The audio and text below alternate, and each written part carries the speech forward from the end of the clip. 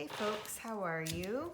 I am here to introduce the next topic. We've built tone with some graphite wash pencil, and now we are going to do some tone building with line. So we're back to line. I've got our markers out, I've got a pencil, I've got a ruler, I've got an eraser. And the technique we're going to use is cross-hatching. A lot of you have experimented with cross-hatching before. Maybe you are masters of cross-hatching, and this will just be a fun little exercise. I am going to show you just what I'd like you to do for this exercise.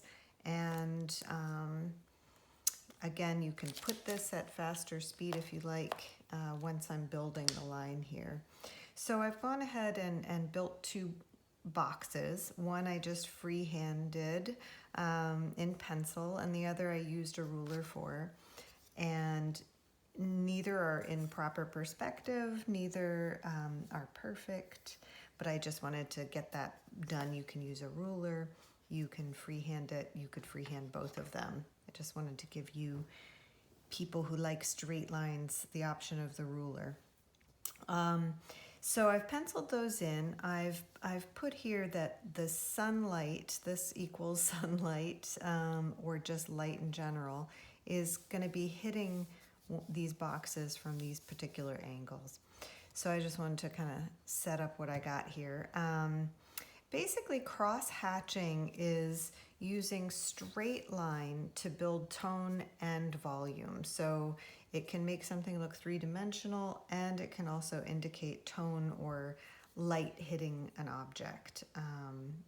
So you have all of your pens that have different weights of line, and weight of line can be a part of cross-hatching as well, meaning that the thicker lines will add more tone and the thinner lines will add less tone. So I want you to be aware of that as we begin. I'm going to go ahead and start with the medium tone pen. And you can see I started, I don't know if you can see, a little bit in pencil here just to kind of get yourself accommodated to cross-hatching. And certainly you could do some light lines first just to practice. But I'll tell you what, this whole thing is practice. And hand-eye coordination is a big part of drawing, and that's why I put practice here, because that's basically what you're going to end up needing to do to get good at cross-hatching.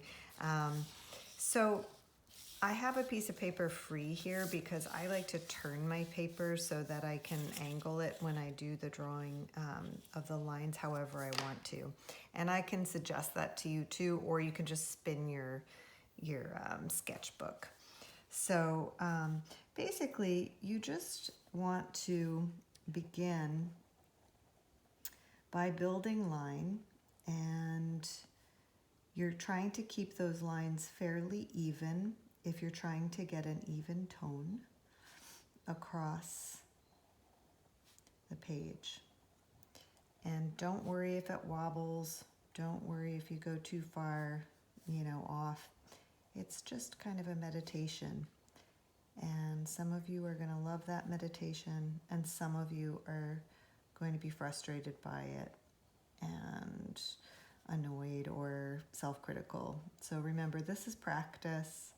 I don't expect any of them to be perfect, and if they are, good on you, and if they aren't, it's just about building a muscle. And anybody can do this if you just do it a lot. And so what you might be seeing happening here is that all of these lines start to create a sense of light, that there isn't light here, there isn't tone here, there isn't tone here, and there is here, and it already starts to create a little bit of volume in the object. So you can continue doing, getting that sense of light by going across here. And what I'm going to do, since I believe that if the light was hitting from over here, this might be getting a little bit more light than this, I'm going to move to the next weight of line. which I believe is the fine, just to show you the slight difference there. And I can go this way or I can go this way to decide. And so I'm going to go this way to bring, you can see the difference is pretty subtle in the line weight.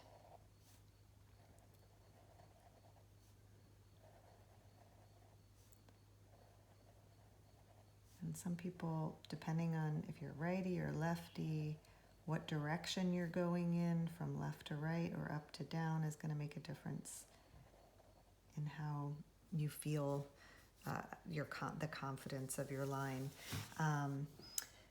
As I'm going across here, I could, if without even cross hatching, which we're going to get to, right now what we're doing is hatching.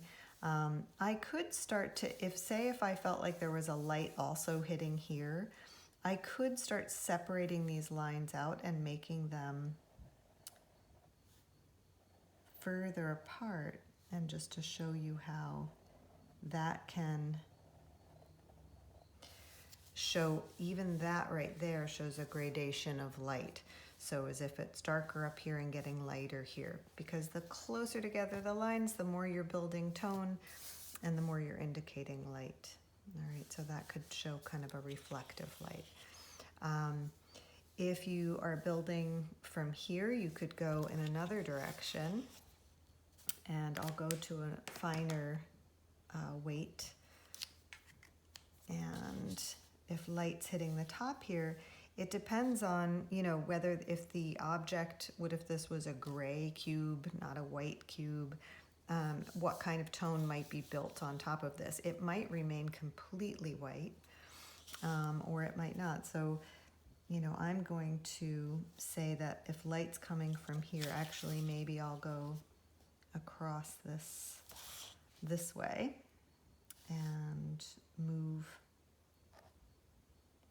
kind of with broad lines.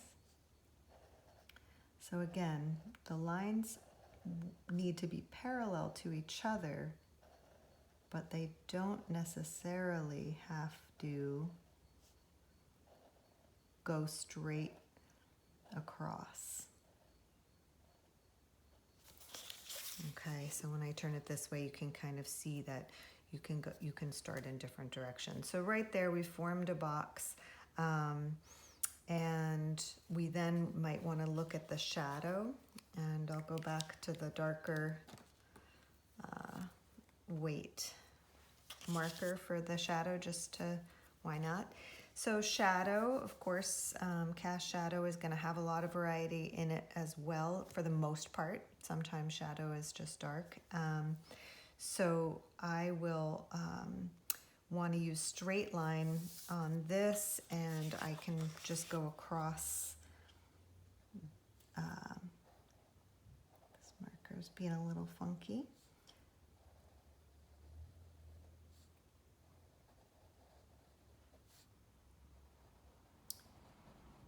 So a lot of you might get impatient again with these lines,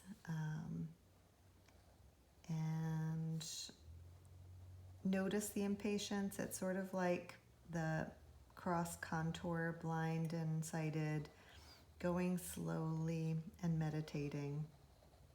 This is not in my nature, or it used to not be in my nature, to draw slow, careful lines. I definitely had a more gestural, and still do, approach for the most part, but I find this very soothing, and you might too. So you start to see how this is. I don't know why I kind of curved that the wrong way, but you can add back in, right? So you can continue those lines. So this is hatching, right? Now, if you want to build more volume, and if this isn't, quite the depth that you need for your drawing, you can build a line going across those lines and to get a deeper tone. So I'm going to start to build the line across here.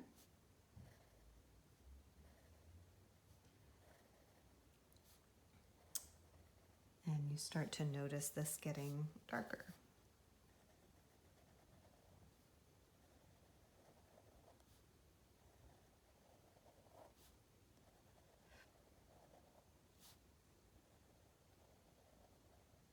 If your eyes start to get a little tired, you know, just take a break.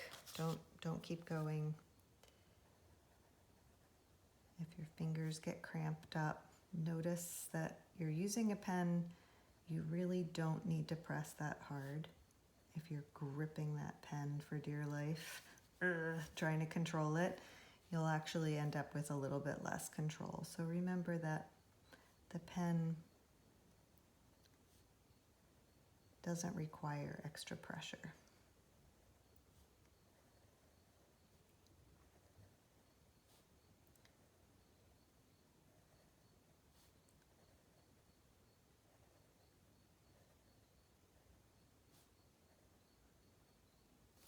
Okay, so then you see how the tone gets built here.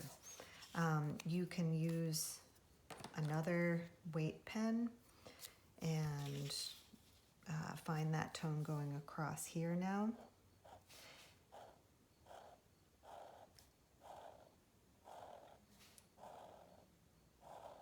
So I'd like you to experiment with the different weights of the pen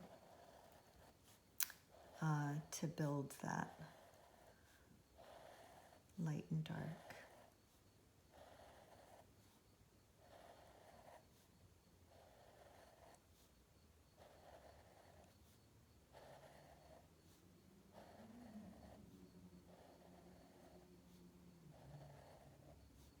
If you find your mind is meandering to other things, when is this going to be over? Just notice it again. Sort of a meditation. Okay, so you don't have to crosshatch the whole thing if you don't want to. It's really up to you how much you build, but I do want you to crosshatch some of it. A tendency is going to be to want to go really fast, right? To kind of, you know, sorry, I'm looking for, I'll just use this, you know, to do this kind of thing, right? And I get this from a lot of students, like, I know, I'm building tone.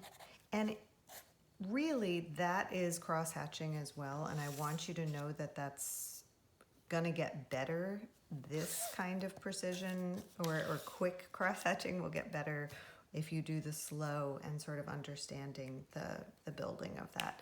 So I'd like you to do 2 of these. You can do one in pencil if you want, and then do one in pen. You can do one using freehand, and then if you're just like, I just want to do it all with a ruler, you can certainly do that. This is where I would lose my patience. I'm totally like not a ruler gal. But some people really like to use a ruler, and so you can use a ruler too if you want to. And if it makes you feel in more control. But I would like to make sure that you do one freehand. Okay, that's really important. And do the shadows. So for the first part of your assignment, please do cross-hatching. Do 2 boxes. Try and think of them with 2 different light sources and approach them differently. You can use pencil first and then pen. You can use pencil entirely on one if it just makes you feel better. But then the next one, I want you to use all of your pens, the different weight of lines, so you see how that works. Thinking about how far apart the lines are versus how close, and take your time. I would like the boxes to be about this size. This paper is approximately, it's a little smaller than yours, so you know, using this pen to judge how big these are, you know, about maybe 4 inches of a box. And so I hope that's clear enough to you, and we're going to move on to the next thing, which is cross contour, and we'll talk about that. But do start with this one. Okay, great.